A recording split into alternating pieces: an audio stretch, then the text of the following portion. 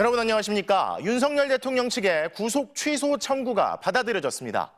법원이 윤 대통령에게 죄가 없다고 판단한 게 아닙니다.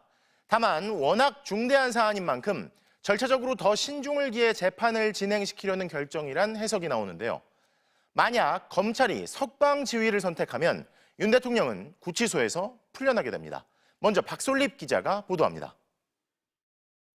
12.3 비상계엄 사태의 총지휘자로 내란 우두머리 혐의로 구속 기소된 윤석열 대통령의 구속 취소 청구를 법원이 인용했습니다.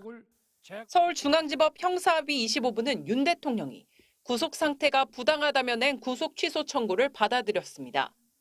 재판부는 우선 윤 대통령이 구속기간 만료 상태에서 기소됐다고 판단했습니다.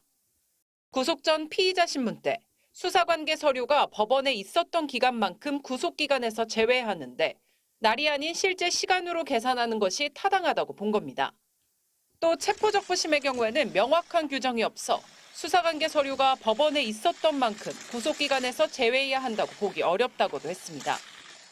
재판부는 그러면서 헌법과 형사소송법상 신체의 자유, 불구속 수사 원칙에 비춰 피의자에게 유리하도록 엄격하게 해석해야 한다고 했습니다. 재판부는 또 구속기간이 끝나기 전 윤 대통령이 재판에 넘겨진 것이라도 구속 취소 사유가 인정된다고 봤습니다.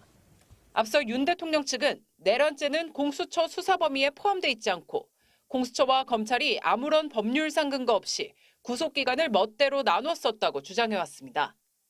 재판부는 절차의 명확성을 기하고 수사 과정상 적법성에 관한 의문의 여지를 해소해야 한다며 구속 취소 결정을 했다고 설명했습니다.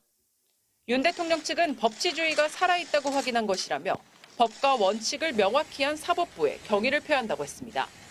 하지만 재판부가 윤 대통령 측의 공수처 공격에 손을 들어준 건 아닙니다. 절차적 논란에 대해 명확한 법 규정이 없고 대법원 판단도 없다고 했는데 논란의 여지를 해소하자는 뜻으로 해석됩니다.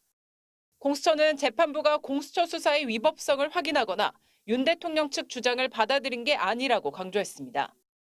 법원 결정문을 전달받은 검찰은 즉시 항고와 석방 지휘 중 하나를 선택할 수 있습니다.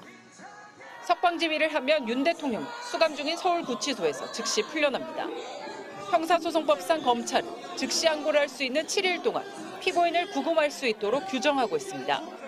검찰은 즉시 항고에 무게를 두고 고심하고 있는 것으로 알려졌습니다.